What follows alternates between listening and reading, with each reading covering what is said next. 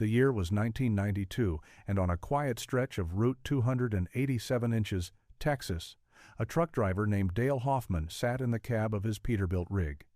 He was on a routine run, his trailer loaded with machine parts bound for Dallas. He pulled into a familiar Texaco station, and just 20 minutes later he climbed back into his cab, pulled onto the road, and vanished. There was no crash, no wreckage, no body. The disappearance baffled investigators and was eventually ruled a missing persons case. After 8 long months, with no leads and no sign of Dale, his family's insurance company paid out a $700,000 settlement.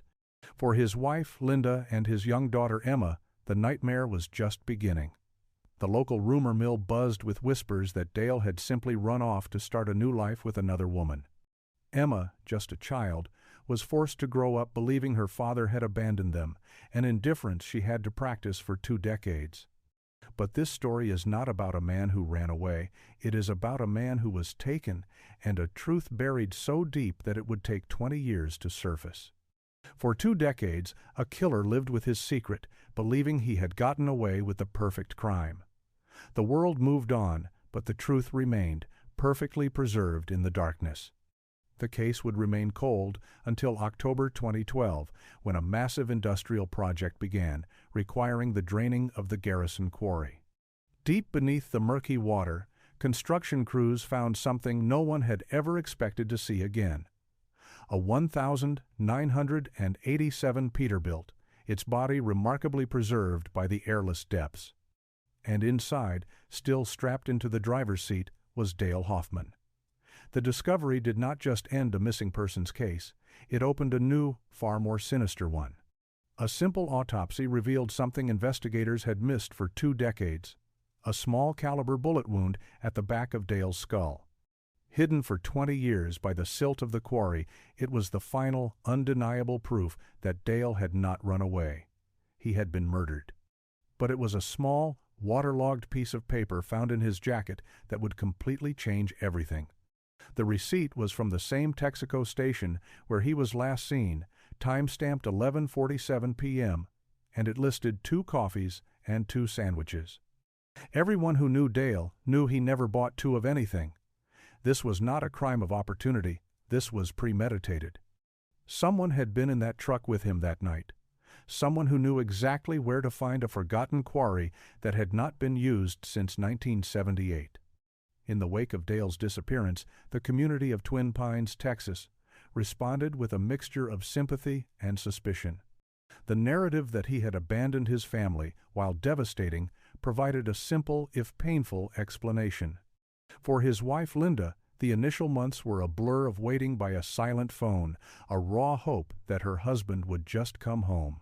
When the insurance company settled, the small-town gossip found its footing. People whispered about a rumored affair in Amarillo, Texas, a story that Linda, in her desperation, found herself entertaining as a possibility. But the person most profoundly affected by this narrative was Dale's young daughter, Emma. At just 8 years old, she had to navigate a world that had suddenly decided her father was a coward. She grew up with a silent wound, the gnawing belief that he had chosen to leave her behind. Over the next 2 decades, Emma learned to say the words, "My father left when I was 8, with a practiced indifference, a shield to protect herself from the emotional turmoil underneath.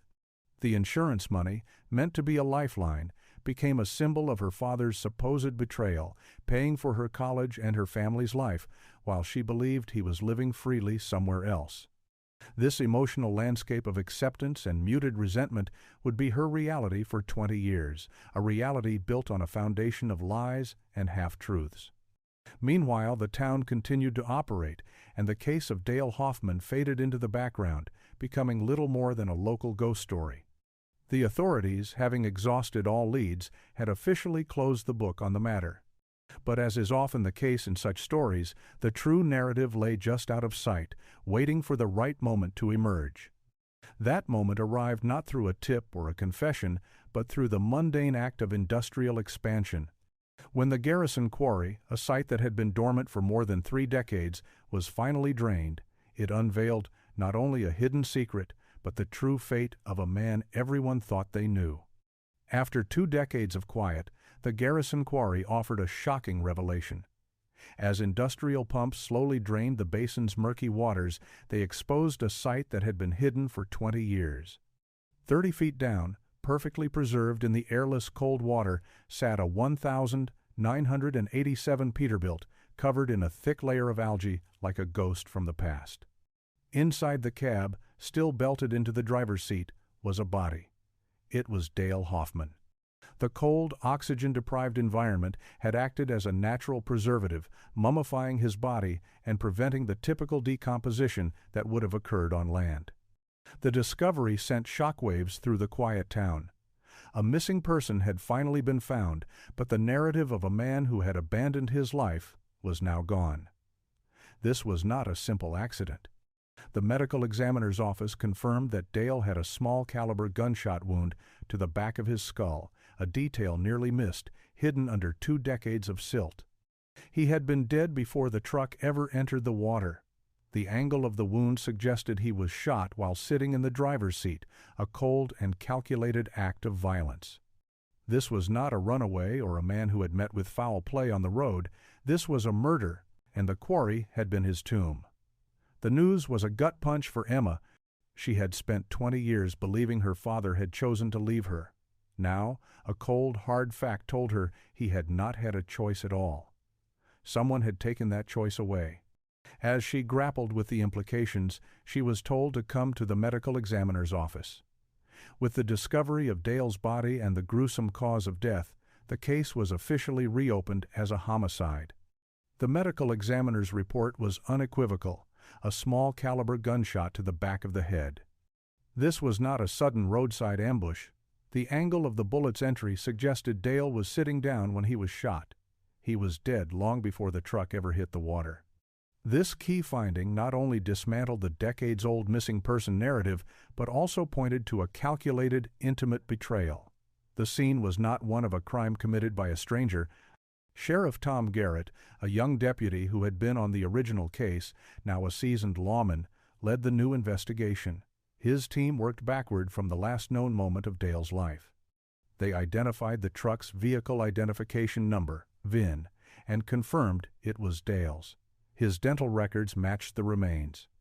But the most perplexing clue was the receipt found in Dale's shirt pocket. It was from the Texaco, where he was last seen, and was time-stamped 11:47 p.m. The receipt was for 2 coffees and 2 sandwiches. This seemingly mundane detail was anything but. Dale, a creature of habit, never bought 2 of anything. This single piece of evidence proved Dale was not alone that night. The initial rumors of Dale running off with a woman were quickly dismissed as baseless gossip. Dale's grief-stricken widow, Linda, confirmed there was never any woman in Amarillo, but rather a vicious rumor that had tormented her and her daughter for years. The insurance investigator who had declared Dale a runaway was proven wrong. The truth, buried for 20 years, was now revealing a far more sinister plot. Someone had not only been with Dale that night, but had also known about the quarry, a site abandoned for years, and a place where a heavy vehicle could disappear without a trace.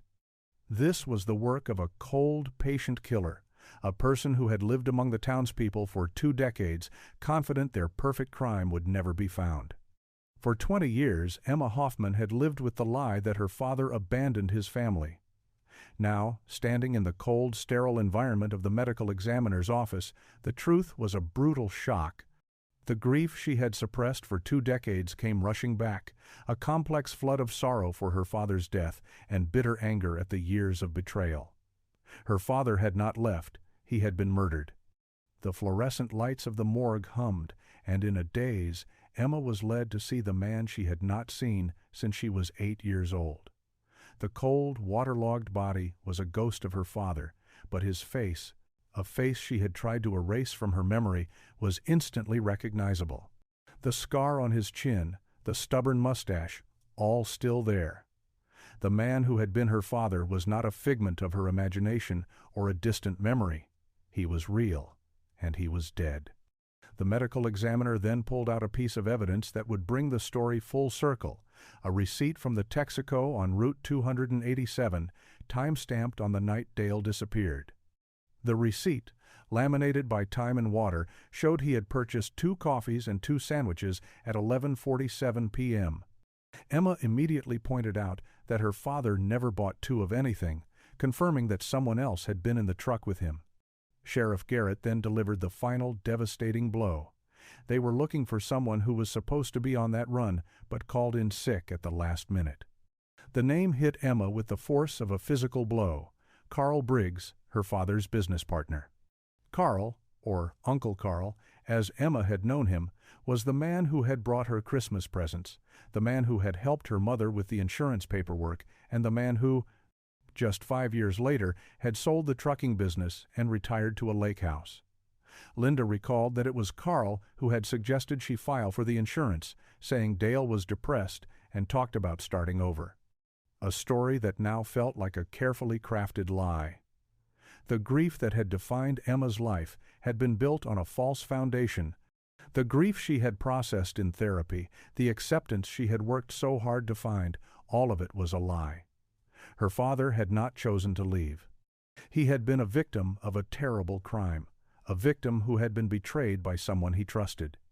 Emma looked at the cold metal of the morgue table, the body of her father, and knew that the person responsible for his death had been living a comfortable life while her family lived with his ghost. The discovery of the truth brought no comfort, only a burning desire for justice.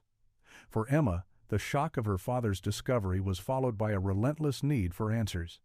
She had to see the truck, the final resting place that had held her father's body for 20 years. At the impound lot, Dale's Peterbilt sat in a corner, an aquatic monster now. Algae coated its surface, and rust had begun to claim the chrome, but it was unmistakably his truck. The dent on the front bumper, a reminder of a childhood bike accident, and the Georgia Bulldog sticker in the window were still there, like ghostly reminders of a life cut short. Sheriff Garrett opened the door, and the cab exhaled a musty, damp scent, the smell of 2 decades under the water. Emma's eyes immediately went to the dashboard. Her elementary school photo, taped to the dash, was still there, protected by a plastic sleeve. In the picture, she was 8 years old, with missing front teeth, a huge grin on her face. This single poignant detail ripped through the years of her grief and anger. Her father had not abandoned her. He had carried her picture with him on his last run, a precious memento that had been waiting for her at the bottom of a quarry. But the discoveries did not stop there. Garrett found a second Texaco receipt, this one wedged under the passenger seat, not in Dale's shirt pocket. It was from the same night, but time-stamped at 10:15 p.m., an hour and a half earlier than Dale's receipt. This receipt was for only 1 coffee and 1 sandwich, and it was paid for with a credit card in the name of Carl Briggs. Carl had told investigators he was home that night, sick. Now they had proof he was at the Texaco, a lie confirmed by a piece of paper. The truth was a heavy weight, and Emma, with a renewed purpose, committed herself to helping the investigation. For 20 years, she had hated a ghost, a man she believed had chosen to leave her. Now she knew the truth. He had been killed by someone who had been present at her high school graduation, someone who had told her how proud her father would be, someone who had helped pay for her college with what was now revealed to be blood money. Emma could not shake the feeling that Carl Briggs was at the center of this tragedy. Her father's disappearance had been a quiet, personal hell, but the truth, once revealed, had a far-reaching impact. She now knew that her father had died at the hands of a man he considered family. With this new information, Emma and her Uncle Wayne, her father's brother, began their own investigation, poring over old family records and documents. It was during this search that Wayne revealed a painful family secret. Carl was a compulsive gambler, and his debts had spiraled out of control. Wayne pulled out a folder of old receipts from a truck stop casino in Oklahoma, all signed by Carl, showing thousands of dollars in losses. The same man who had helped Linda with the insurance paperwork was drowning in debt to dangerous people, the kind of people who, as Wayne put it, break fingers first, ask questions later. Carl's financial desperation, a fact he had kept hidden for years, now provided a clear motive. The insurance money, which was supposed to be a lifeline for Dale's family, was the key to Carl's survival. This new evidence shed a different light on the situation. Carl's supposed depression and talk of starting over were not just a part of the original story, they were a calculated narrative to manipulate Linda into filing for the insurance money. Carl had even suggested to Linda that she file for the insurance, an act that now appeared as a callous attempt to cover his tracks and get his hands on the money. Dale, the loyal friend, had been betrayed by the man he trusted most. The motive for murder was no longer a mystery, but a cold, hard fact: greed and the fear of a debt that could not be paid. With Carl's financial troubles now a clear motive, the investigation escalated. Sheriff Garrett's team and Emma's personal quest for the truth converged at the sheriff's station. The most crucial piece of evidence was not discovered in the quarry, but in a place far more personal to Dale. Investigators had pulled a laptop from the truck's sleeping compartment, which had been stored in a waterproof case. Despite its long submersion, the device was recovered and successfully dried out. On its hard drive, they found a trove of digital records. Dale was a meticulous man, keeping detailed spreadsheets of delivery logs, payment records, and more. But one folder, simply labeled Carl, contained the most damning evidence. Inside were dozens of scanned IOU notes, all signed by Carl Briggs, totaling a staggering $47,000. The last one was dated the 1st of November, 1992, just a week before Dale's disappearance. The trail of evidence did not end there. Garrett clicked on another file, revealing Dale's life insurance policy, a standard $500,000 policy for truckers. But attached to it was a beneficiary change. Form dated the 5th of November 1992, just 3 days before Dale's death. The beneficiary had been changed from his wife Linda to Twin Pines Trucking LLC. Emma's eyes immediately caught the forged signature. "That's not Dad's signature," she said, pointing out how the H in Hoffman was different from her father's distinct two-line style. This document provided the final link in the chain. Carl, in his desperation, had attempted to steal the insurance money by murdering his friend and making it look like a tragic accident. He had then planned to collect the insurance money for the business, covering his debts and escaping his dangerous creditors. Carl, the man who had been a trusted friend and family member, was now officially the primary suspect in Dale Hoffman's murder. With a clear motive and damning evidence, Sheriff Garrett's team moved to confront Carl Briggs.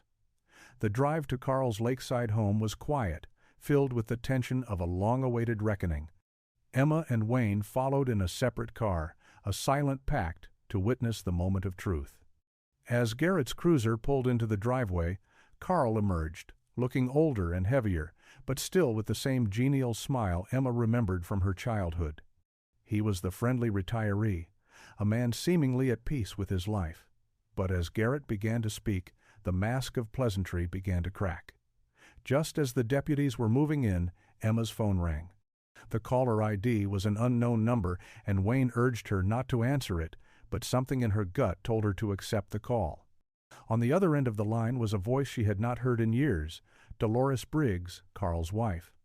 Dolores's voice was strained, rough from decades of cigarettes and a lifetime of keeping her husband's secrets. "Is it true about your father? They found him in the quarry?" Dolores's voice trembled. Emma's heart hammered against her ribs. She listened as Dolores confessed a horrible secret, something she had held on to for 20 years. That night, the night Dale disappeared, Carl had come home in the early hours of the morning, covered in mud. He claimed he had had to change a tire, a lie she had accepted at the time. But Dolores also confessed to washing a small blood stain from Carl's shirt, a blood stain she could no longer pretend was not there. Over 40 years of marriage, she had never questioned Carl, but this time her loyalty had finally broken. She was done lying for him. The call was a devastating blow, a final confirmation of Carl's guilt from the one person closest to him. As Emma ended the call, she looked up just as Garrett was leading a handcuffed Carl out of the house. Carl's eyes, even from 50 yards away, found hers. And then he smiled, the same smile he had at her high school graduation and her wedding, the same smile that now felt like a cruel mockery. With the truth of Carl's complicity now laid bare, the final piece of the puzzle lay buried in the most unlikely of places: the truck itself. Back at the impound lot, Sheriff Garrett's team discovered a black box in the truck's sleeping compartment, a waterproof case that truckers often used for paperwork. Inside, they found a cassette tape. The label, marked the 8th of November, 1992, DH, was a chilling premonition. It was a recording of Dale's last night, a voice alive and tired, and 20 years dead. The tape was played in a quiet room at the police station. The static was punctuated by Dale's voice, a man talking to himself on a lonely road. He spoke about his day, the loading dock, and then the surprise appearance of Carl. Carl showed up drunk again, had to cover his. The recording cut off, only to resume with a more troubled tone. Carl was in the truck, asking to talk about the business, but Dale knew what he really wanted: more money. The conversation was a tragic chronicle of a friendship gone wrong. Carl's voice, slurred and desperate, revealed the true extent of his gambling debts and the terrifying threat from his creditors. He pleaded with Dale to sign the insurance papers, a last-ditch attempt to save himself from a violent end. But Dale, ever the stubborn and principled man, refused. He would not abandon his family for Carl's debts. "I'm not going to die for your principles," Carl said, a haunting phrase that would soon become horrifyingly literal. The recording captured every sound: the rumbling of the engine, the shift of gears, the doors opening, and the quiet of the quarry. Then a sound like a firecracker, small and sharp, a thud. The sound of a gun. The audio captured Carl's sobs and his pathetic apologies. "I didn't mean, you made me," as he dragged Dale's body. The engine started again, the truck moved, and then a splash, a final, small sound that marked the end of Dale's life and the beginning of a 20-year-long lie. Carl's final words on the tape, a rehearsed and official-sounding statement about Dale abandoning his truck, were a final insult, a cold and calculated lie meant to cover a heinous crime. The tape was not just evidence, it was a ghost in the machine. It gave a voice to the victim and exposed the killer's cold-blooded actions. Carl had killed the man who had been his truest friend, all to save his own skin. And he had kept the evidence, a morbid insurance policy in case his partner in crime ever turned on him. The audio recording of Dale's last night was not just a piece of evidence, it was a devastating final message. Dale's final entry in his logbook, made just hours before his death, confirmed his fears. "Carl needs help. Going to talk to him tonight about getting treatment. He's sick, not bad. We can fix this." Even at the very end, Dale believed in his friend and believed Carl could be saved. He was not only trying to help Carl, but he was willing to put his own life at risk to do it. The tape and the logbook told the tragic story of a good man who had tried to do the right thing, no matter the cost. Carl, meanwhile, had been living a life built on a lie. He had taken his best friend's life for gambling debts. He had then collected a portion of the insurance money, using it to pay off his debts and finance a life of early retirement. But the money, which he and Wayne had called blood money, could not buy him peace. Dolores, his wife, found a worn leather journal hidden in his desk in which Carl documented his guilt. Year after year, he wrote about his shame and his slow descent into alcoholism. He wrote about attending Christmas at Linda's and seeing Emma, and how he felt like the worst thing that ever happened to her. He wrote about how he tried to make amends but could not escape the guilt.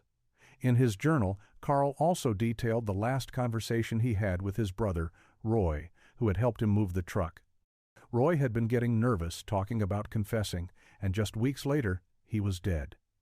Carl believed Tony had a hand in it, and he feared his own life was at risk. The most chilling revelation, however, came from a key to a safety deposit box that Dolores found with his other belongings. In it, there was more than just money. There were photographs Carl had taken that night, photos of Dale's truck at the quarry's edge, of Dale's body barely visible inside the cab, and of Carl and Roy standing with the truck half submerged. Carl had documented his own crime, keeping evidence of his guilt as a form of leverage in case his accomplices ever turned on him. The discovery of the cassette tape and Carl's journal was only the beginning. The truth was far more tangled and terrifying than a simple murder. A chilling text message from an unknown number: "Your father was not the only one. Check the quarry records." 1978 to 1992 pushed Emma to dig deeper. The text pointed not just to one murder, but a pattern of them, and to the man pulling the strings from behind the scenes: Tony Castellano. The loan shark who had threatened Carl's family was not just a small-time criminal, he was a powerful figure in the community, now a supposedly legitimate construction magnate. Sheriff Garrett's new team of investigators followed the lead, delving into the cold case files. They discovered that Garrison Quarry, long believed to be an old dumping ground, was in fact owned by Tony Castellano. He had acquired the property in 1975, using it as his own personal cemetery for anyone who crossed him. Divers were sent back into the murky depths, and over 3 days they found 2 more vehicles, a sedan from 1981 and a van from 1988, both containing bodies with gunshot wounds to the head. These were not random victims.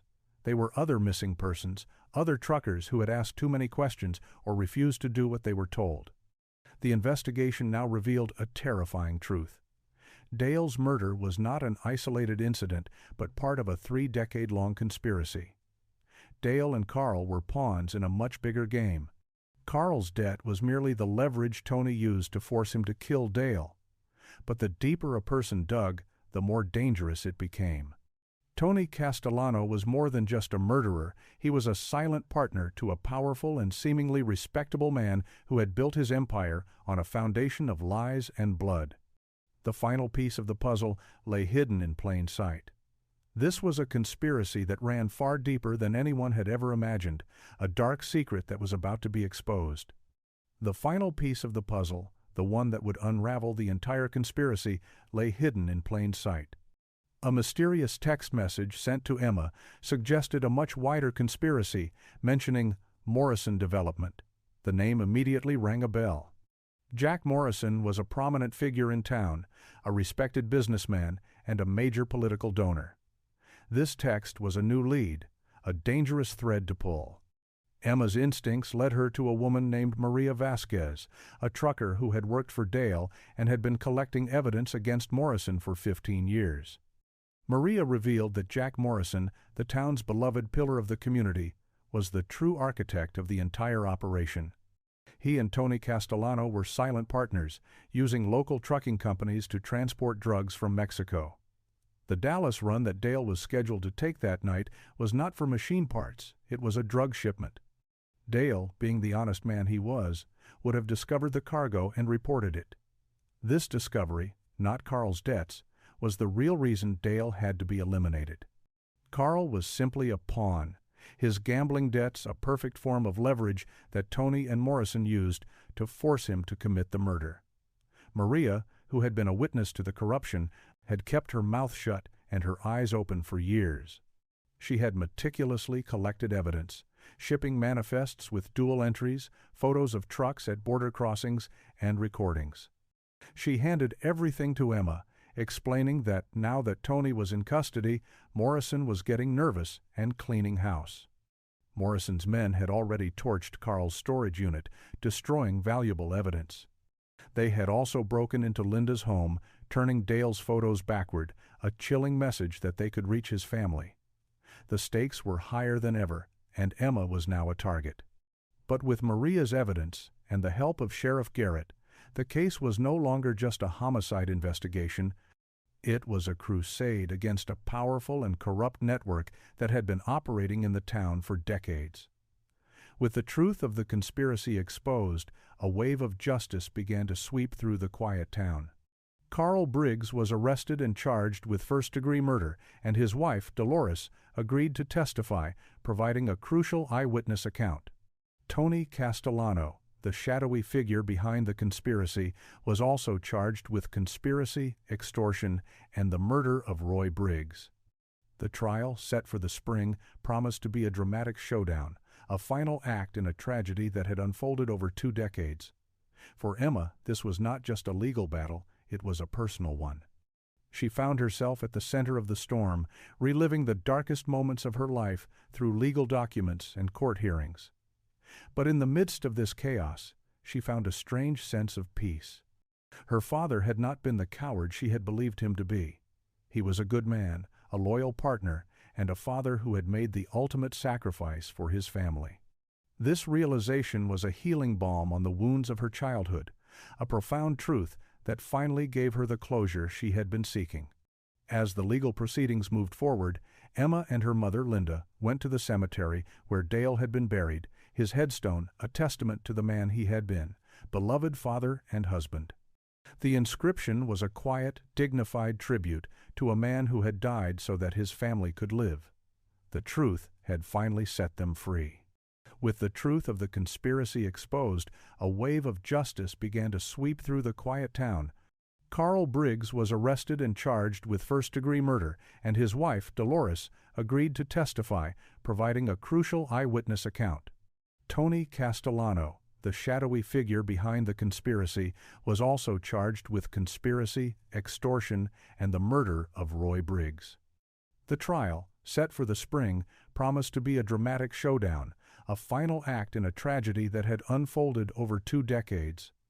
For Emma, this was not just a legal battle, it was a personal one. She found herself at the center of the storm, reliving the darkest moments of her life through legal documents and court hearings. But in the midst of this chaos, she found a strange sense of peace. Her father had not been the coward she had believed him to be. He was a good man, a loyal partner, and a father who had made the ultimate sacrifice for his family. This realization was a healing balm on the wounds of her childhood, a profound truth that finally gave her the closure she had been seeking. As the legal proceedings moved forward, Emma and her mother, Linda, went to the cemetery where Dale had been buried, his headstone a testament to the man he had been, beloved father and husband. The inscription was a quiet, dignified tribute to a man who had died so that his family could live. The truth had finally set them free. Part 18. With the truth of the conspiracy exposed, a wave of justice began to sweep through the quiet town. Carl Briggs was arrested and charged with first-degree murder, and his wife, Dolores, agreed to testify, providing a crucial eyewitness account. Tony Castellano, the shadowy figure behind the conspiracy, was also charged with conspiracy, extortion, and the murder of Roy Briggs. The trial, set for the spring, promised to be a dramatic showdown, a final act in a tragedy that had unfolded over 2 decades. For Emma, this was not just a legal battle, it was a personal one. She found herself at the center of the storm, reliving the darkest moments of her life through legal documents and court hearings. But in the midst of this chaos, she found a strange sense of peace. Her father had not been the coward she had believed him to be. He was a good man, a loyal partner, and a father who had made the ultimate sacrifice for his family. This realization was a healing balm on the wounds of her childhood, a profound truth that finally gave her the closure she had been seeking. As the legal proceedings moved forward, Emma and her mother, Linda, went to the cemetery where Dale had been buried, his headstone a testament to the man he had been, beloved father and husband. The inscription was a quiet, dignified tribute to a man who had died so that his family could live. The truth had finally set them free. The final piece of the puzzle, the one that would unravel the entire conspiracy, lay hidden in plain sight. A mysterious text message sent to Emma suggested a much wider conspiracy, mentioning Morrison Development. The name immediately rang a bell. Jack Morrison was a prominent figure in town, a respected businessman, and a major political donor. This text was a new lead, a dangerous thread to pull. Emma's instincts led her to a woman named Maria Vasquez, a trucker who had worked for Dale and had been collecting evidence against Morrison for 15 years. Maria revealed that Jack Morrison, the town's beloved pillar of the community, was the true architect of the entire operation. He and Tony Castellano were silent partners, using local trucking companies to transport drugs from Mexico. The Dallas run that Dale was scheduled to take that night was not for machine parts, it was a drug shipment. Dale, being the honest man he was, would have discovered the cargo and reported it. This discovery, not Carl's debts, was the real reason Dale had to be eliminated. Carl was simply a pawn, his gambling debts a perfect form of leverage that Tony and Morrison used to force him to commit the murder. Maria, who had been a witness to the corruption, had kept her mouth shut and her eyes open for years. She had meticulously collected evidence, shipping manifests with dual entries, photos of trucks at border crossings, and recordings. She handed everything to Emma, explaining that now that Tony was in custody, Morrison was getting nervous and cleaning house. Morrison's men had already torched Carl's storage unit, destroying valuable evidence. They had also broken into Linda's home, turning Dale's photos backward, a chilling message that they could reach his family. The stakes were higher than ever, and Emma was now a target. But with Maria's evidence and the help of Sheriff Garrett, the case was no longer just a homicide investigation. It was a crusade against a powerful and corrupt network that had been operating in the town for decades. With the truth of the conspiracy exposed, a wave of justice began to sweep through the quiet town. Carl Briggs was arrested and charged with first-degree murder, and his wife, Dolores, agreed to testify, providing a crucial eyewitness account. Tony Castellano, the shadowy figure behind the conspiracy, was also charged with conspiracy, extortion, and the murder of Roy Briggs. The trial, set for the spring, promised to be a dramatic showdown, a final act in a tragedy that had unfolded over 2 decades. For Emma, this was not just a legal battle, it was a personal one. She found herself at the center of the storm, reliving the darkest moments of her life through legal documents and court hearings. But in the midst of this chaos, she found a strange sense of peace. Her father had not been the coward she had believed him to be. He was a good man, a loyal partner, and a father who had made the ultimate sacrifice for his family. This realization was a healing balm on the wounds of her childhood, a profound truth that finally gave her the closure she had been seeking. As the legal proceedings moved forward, Emma and her mother, Linda, went to the cemetery where Dale had been buried, his headstone a testament to the man he had been. Beloved father and husband. The inscription was a quiet, dignified tribute to a man who had died so that his family could live. The truth had finally set them free. With the truth of the conspiracy finally out in the open, a new sense of peace settled over Emma. She and her family were no longer living in the shadow of a lie. Emma, who had spent 2 decades believing her father abandoned her, now knew he was a hero. His was not a story of cowardice, but of a man who chose to face danger rather than run from it. This profound shift in understanding allowed her to finally grieve for the father she lost, not the man she thought had left. The trials of Carl Briggs and Tony Castellano were set to begin. Both men would finally face justice for the crimes they had committed, and a new life could begin for Dale's family. The healing was slow, but it was happening. Then, Emma discovered she was pregnant. It was a moment of profound cosmic irony. A new life was growing inside her, just as she was finally able to put the ghosts of the past to rest. She knew instinctively that she would name her son Dale, a tribute to the man who had shaped her life in a way she was only now beginning to understand. The small, fluttery kicks she felt in her womb were a reminder that life goes on, that love endures, and that some legacies are worth preserving, even if they have to be rediscovered after 20 years in the dark. As the full scope of Jack Morrison's criminal enterprise came to light, a final shocking revelation emerged. Carl Briggs's wife, Dolores, discovered a key to a safety deposit box that held a large portion of the insurance money, a sum of $130,000 that Carl had saved for 20 years. But the money was just the beginning. The box also contained a meticulous collection of photos and documents, evidence of Carl's own crime and his deep-seated guilt. The most unexpected discovery came from Jack Morrison's files, unearthed during the FBI's raid on his company. It was an old life insurance policy on Dale Hoffman, an $800,000 policy that Morrison himself had taken out. He had planned to claim it after Dale's disappearance, but never did, fearing it would draw unwanted attention to the case. This money, which legally belonged to Dale's family, was a final, twisted inheritance. But Emma's journey had changed her. The money, once a symbol of her father's supposed betrayal, now held no value to her. Instead of claiming it, she decided to give all of it to the other families who had lost loved ones to Morrison's network, the Hutchkins, the Garretts, and the Palmers. Her father had died for a greater cause, and she would honor his legacy by ensuring that his death served a purpose. The case of Dale Hoffman was over, but the story of his life and his death had left an indelible mark on his family and his community. Emma, her mother Linda, and their newfound allies had brought down a decades-long criminal empire. They had not only found justice for Dale, but had also exposed a web of corruption that had cost the lives of other innocent people. The arrests of Carl Briggs and Tony Castellano and the subsequent dismantling of Jack Morrison's network brought an end to a reign of terror that had haunted the town for over 30 years.